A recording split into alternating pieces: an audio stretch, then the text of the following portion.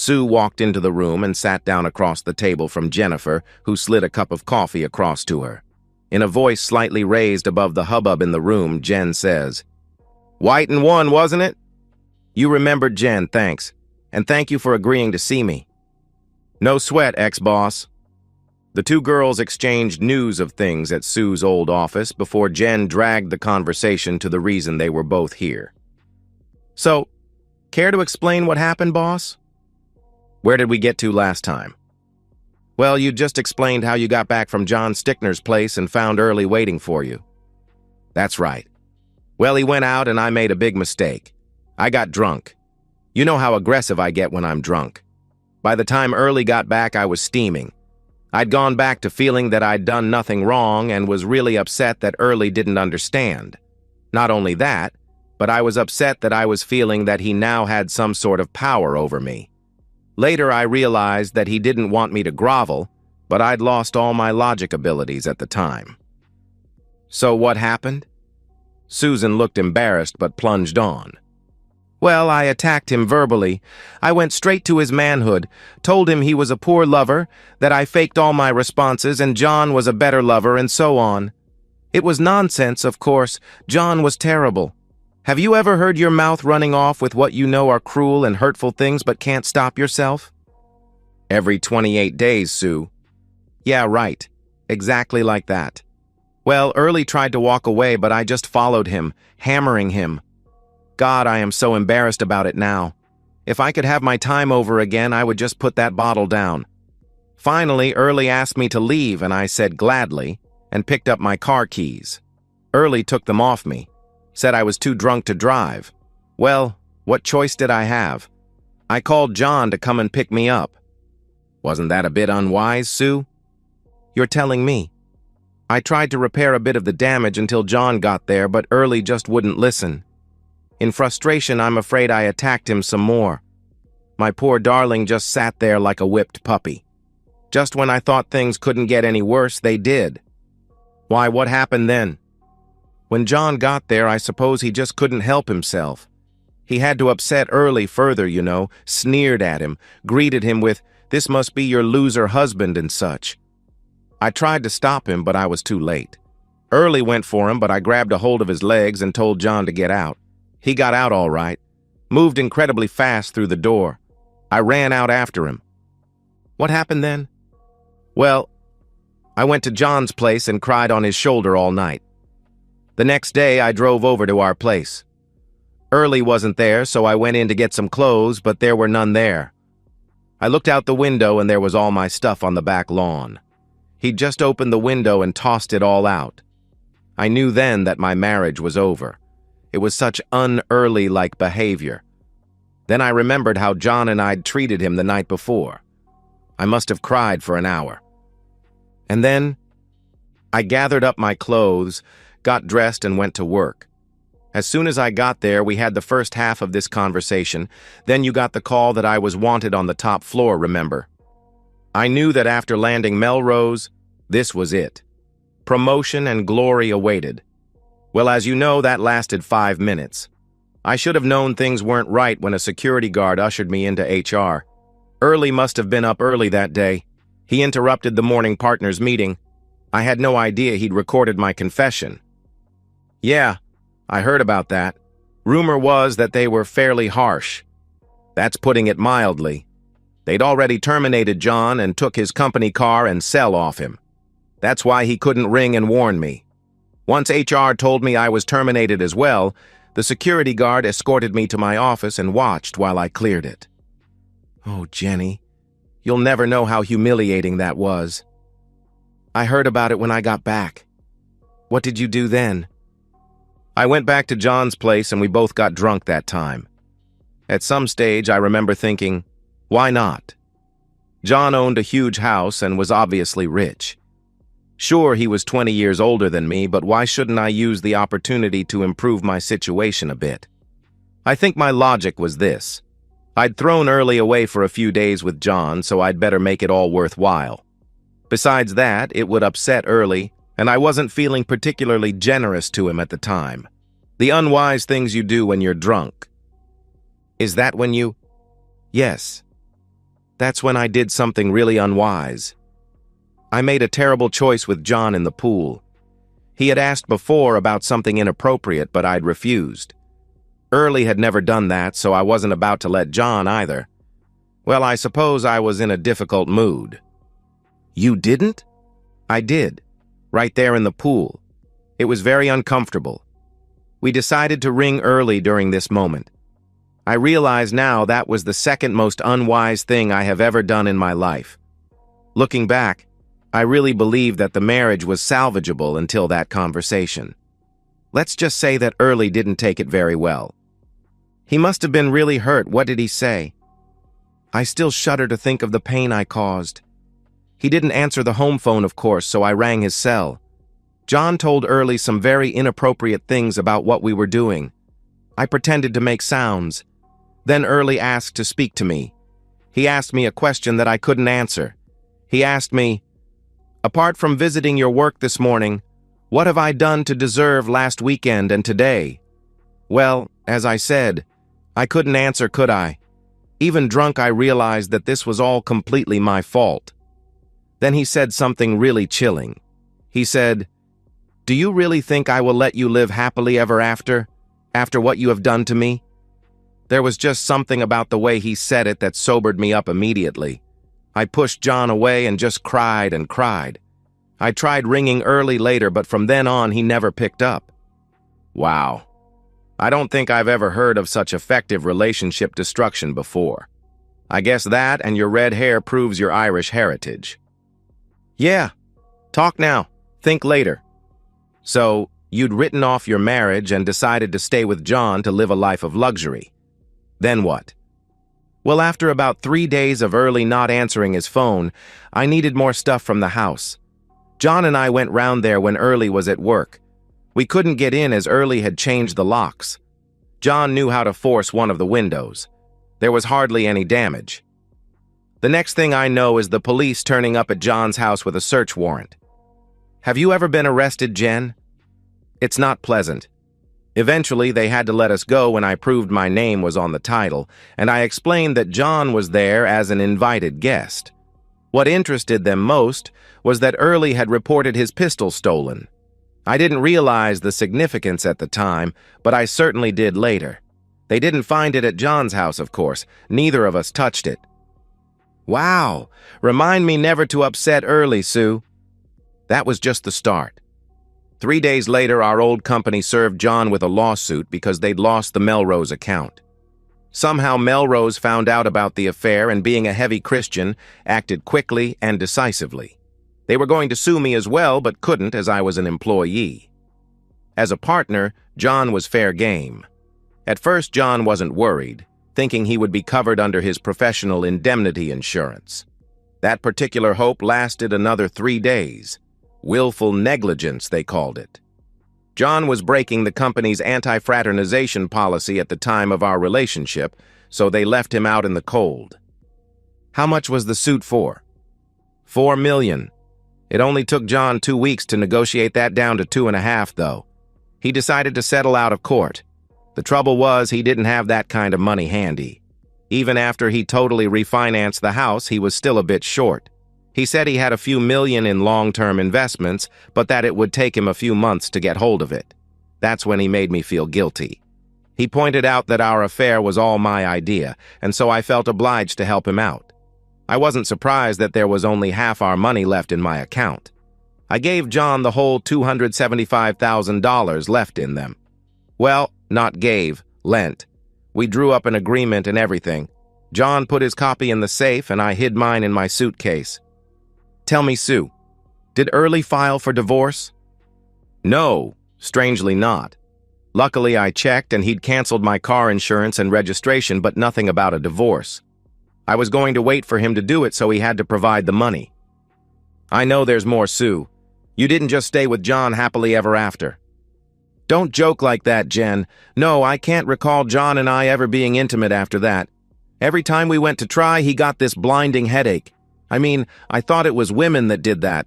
I think it was a psychological response for him. He'd started to associate intimacy with me with bad things happening. It suited me, though. Being with John by that stage was making me feel ill. Did you have any contact with Early after that? Only when I left an angry message on his phone after my mom rang. I didn't know it, but John was speaking badly about Early to my friends. I suppose in self-protection, Early contacted all my friends and family. It was terrible, Jen.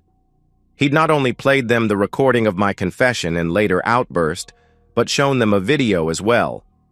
I didn't know, of course, but when we'd rung Early from the pool, he'd been filming us. I've never seen it personally, but apparently it was clear what was happening. I'd turned Early into someone I didn't recognize. So how did your mom take it? Not only my parents, but most of my other family and friends disowned me. You included, Jen. I know, Sue. I felt upset. Not only for what you'd done to Early, but the way you'd lied to me and deceived me as well. You know, lying to me that you were giving me the 2 days off as a reward, when all along it was to get me out of the office in case Early rang. Yes, I'm sorry about that, Jen. It's no longer a problem for me. So where did that leave you? Without any family or friends, with only having John for companionship. It got worse. Just about every time we went out to a restaurant or coffee shop, we met someone we knew. They either ignored us or were downright rude. One of our old neighbors even showed their disgust at me, right in the restaurant. After a while, we stopped going out. You should have known that Early was always popular, Sue. Yes, I know, but none of it was my fault. Well, after that, I unwisely got drunk again, rang Early, and was very unpleasant. It turned out that he recorded the call. The next thing I know, I've got a restraining order against me, not allowed within 300 feet of Early or the house. So there you were, John and Sue against the world. Yeah, paradise. It wasn't long after that the phone calls started. John started going to bars on his own. Just about every night some girl or other would ring asking for him. One woman even left a message saying she had to cancel their appointment that night. It was humiliating. He couldn't be intimate with me because of the headaches, but it didn't stop him seeing other women. Yes, I can see that wouldn't make you happy. Did you have another job by then? No. I had one interview. One. I missed it when my car engine seized on the way there. They do say bad luck comes in threes. You're not wrong. The third one came that night. I'd decided to follow John when he went to the bar that night, confront him with his behavior. He just sat and drank alone all night. I wasn't fooled, though. I figured he'd seen me following him and was putting on his best behavior. Jenny, I'd never thought of it before. But when you go to live with someone you've had an affair with, there is no trust. You both know you are unfaithful. Without trust, all relationships are doomed. Listen to me, the wise woman. The best sight is hindsight. Was the third one the fire? Yes. When I got back to John's place, it was a heap of smoldering ash. We moved into a motel and used what little money we had left to buy some clothes and other essentials. John couldn't remember who he'd insured with, so he rang around. Eventually, he found the one, and they sent an assessor round. John became very angry when the guy said they weren't going to pay out as it was a fraudulent claim. Apparently, John claimed it was a brick house with a sprinkler system to get lower premiums. It was all wood, and I never saw a sprinkler system. The guy also said that from the remains of the fuse box, they could tell the fuses fitted were way too high in amperage. John yelled and threatened them with lawsuits, but they stuck to their guns. They pulled out a copy of the online application John filled out. John told them he'd never taken out insurance online in his life, so they pulled out a copy of the confirmatory letter they'd sent. John told them that as it was from a company he didn't deal with, he'd thought it was junk mail and thrown it away. Wow. Now that is bad luck. What did you do then? Well, what choice did we have? John told me that it would be at least 6 months before he could access his long-term investments. He talked me into going after Early's house so we had somewhere to live. Poor Early mustn't have known what hit him. I mean, 2 experienced lawyers attacking him. He didn't stand a chance. I filed for divorce asking for the house and 75% of everything. I needed the house, but the 75% was just a strategy to get him to settle quickly. We knew all the methods to get it fast-tracked and within 3 weeks served him with an order to vacate the house. Oh, Sue, Early wouldn't have liked that. No, don't remind me. I had a real bad conscience about it. After all, it was my mistake that started all this in the first place. But you never got the house, did you, Susan? No. The night after the quit property order was served on Early, I tried to break off with John. He was still seeing other women and refusing intimacy. He agreed that we should part ways. When I asked him about the money he owed me, he just laughed. He asked me if I had proof that he owed me money. Of course, both copies of the agreement went up in smoke. Then, to make matters worse, he told me there were no long-term investments and he was completely broke. I did warn you that he was dishonest, Susan. I know. I regret not listening to you now. I know you've always been a good judge of character, Jenny. What happened then? Well, I went after him in anger. I was going to hurt him, but he struck me, knocked me unconscious. Ah, that's what happened, is it? He got 3 to 5 years, didn't he? Yes, and it was deserved. I can't believe he fooled me so badly. I thought I'd always been a good judge of character. Enough about me anyway. Have you seen Early lately? How is he? You know I've sent him a few letters asking if now that we are even he can forgive me and take me back. He never replies. Can't say I blame him, really. Well, that's part of why I came to see you, Susan. Early just got married again. While Sue was trying to digest that shocking news, a man in uniform came over to the table. Okay, ladies, visiting time is over in 5 minutes. When the bell goes, the rules are that the prisoner remains seated while the visitor leaves, okay? Both girls nodded their understanding. Jennifer felt compelled to clean up some issues. You really have to admire what Early did, don't you? His boss is a golfing buddy of Melrose, so he introduced them. Early played them the recording of your confession. He also broke into John's house and used his phone to cancel his insurance policy, then used John's own computer and credit card to take out a new one with a different company. He put bigger fuses in the night he set fire to the house. Susan was shocked and silent, so Jenny continued. For the record, John's headaches were caused by Early swapping his medication for his father's nitroglycerin angina tablets.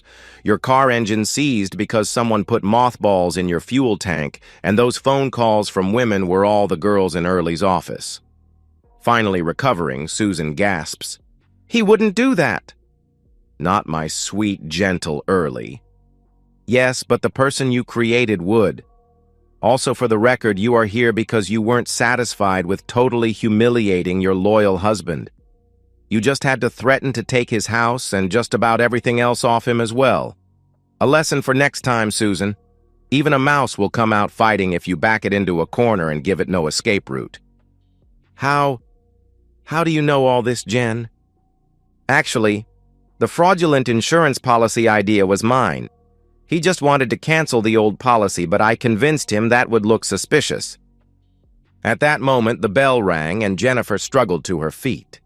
Susan stared at her swollen belly that until this moment had been hidden by the table.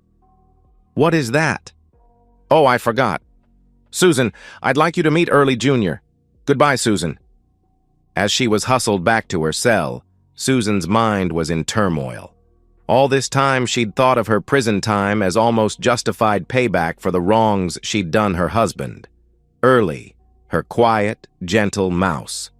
Now she'd found out that everything that had happened to her was orchestrated by a man whom she'd once thought of as being completely free from malice. Well, the mouse had roared all right. She cast her mind back to what led here. Susan was the first to admit that her final downfall was a masterful piece of manipulation by Early. After her release from hospital, she'd finally fully realized how she'd wronged him.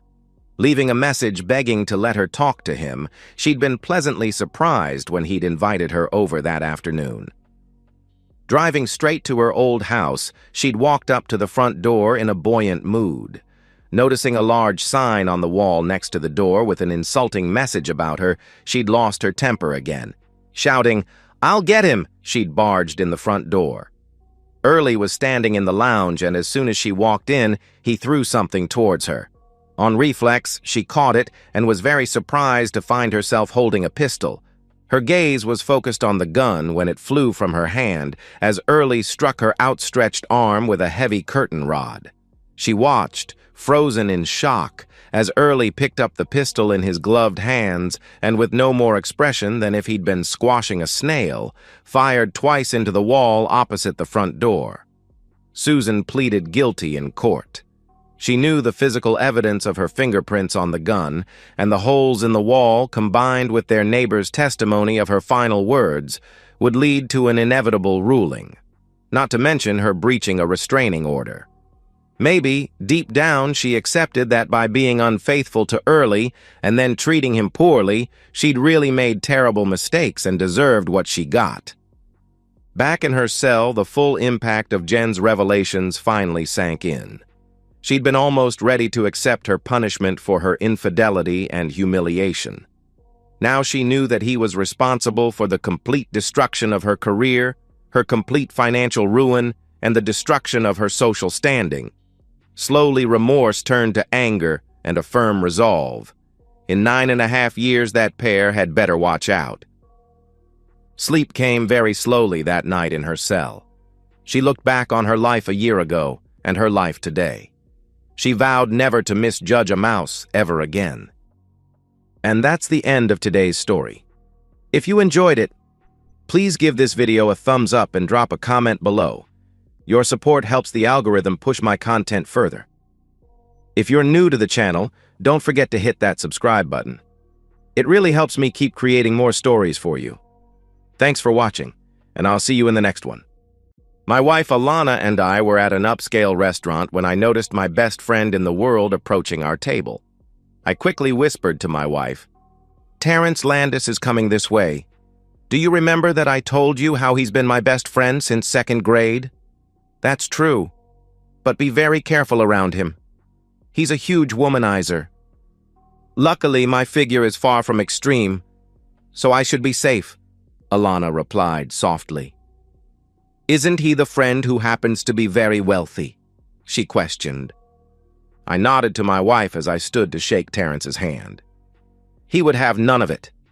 He wrapped his arms around me and gave me a hearty bear hug. It was a bit embarrassing in such a public setting. "Tim, it's damn good to see you again.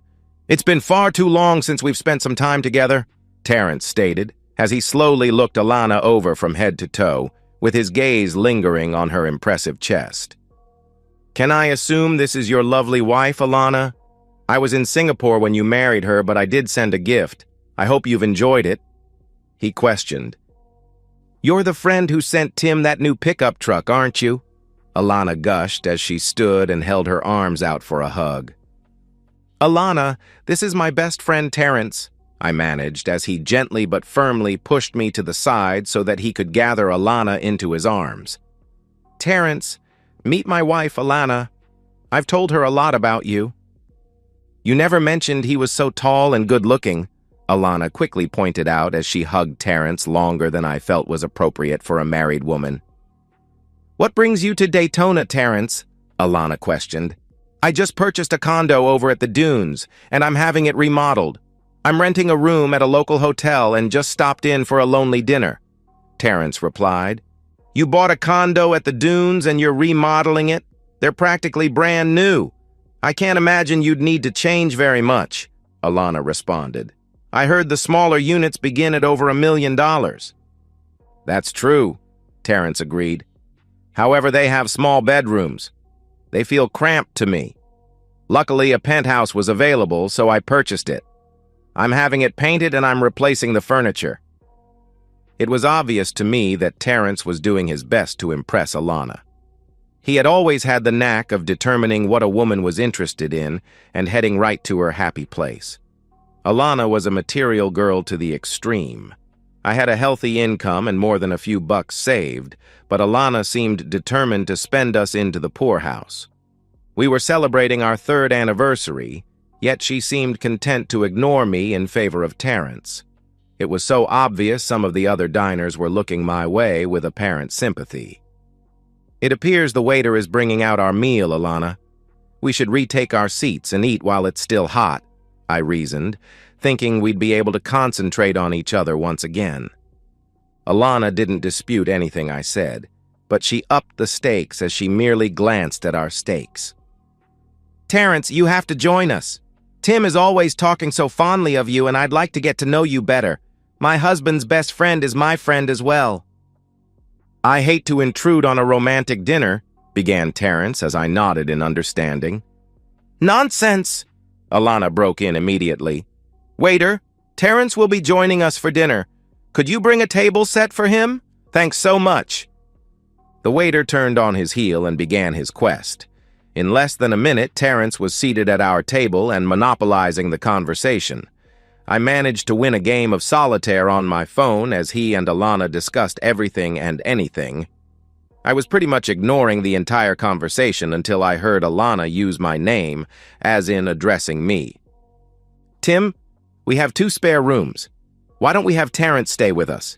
You 2 guys could continue to catch up. Terrence would have the chance to enjoy some home cooking. His condo will be finished in a week or so. It wouldn't be any imposition at all. I was stunned at Alana's statement. She thought Terrence would enjoy her cooking? I had no doubt she'd be ordering some very expensive takeout meals from some very good restaurants, then placing it on her best china. Knowing Terrence as I did, I was reasonably certain that he would be eating at the Y by week's end. I had explained to her what a womanizer he was, and I had to admit it. Her body would please any connoisseur of fine dining. My first wife, Helen, had died after 22 years of marriage. She and Terrence had been great friends, but I never worried about them being inappropriate in any way. Helen was as trustworthy and loyal as a wife could possibly be. Sadly, she died from a sudden heart attack 5 years previously. I grieved for over a year before meeting Alana at a charity function. She was 11 years younger than I, but it didn't seem to matter to her. I soon proposed, and we'd been married just 3 years. It was Alana's second marriage. She had divorced her first husband after she caught him cheating, or so she claimed. One thing I would not do was cheat on my wife. It just wasn't in me, and Alana knew it. It didn't seem to require very much persuasion on Alana's part to convince Terrence to stay with us, unless you consider the considerable cleavage she displayed as she leaned toward him to catch his every word as persuasion. Her chest appeared to have a will of their own as they swayed, jiggled, bounced, and enthusiastically struggled to escape their confines.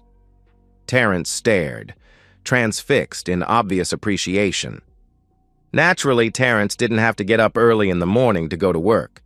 That is a curse reserved for those of us who don't have millions of dollars in the bank and more pouring in every day. Alana hadn't had a job since she had divorced her first husband. Apparently, she had done quite well in her divorce. She had me sign a prenuptial agreement stating I would never have any claim on her money regardless of how long we remained married. I was okay with it since I had a steady income stream from my investments as well as a very good job. When I came home Monday evening, Alana and Terrence seemed even more friendly than they had been at the restaurant the previous evening. Dinner was ready, and it was exceptionally good. I checked the trash can. As I had expected, I found containers from a local restaurant. Terrence and Alana were so wrapped up in their own little world that they never noticed when I left the living room in a bit of a huff and stomped up the stairs and went to bed.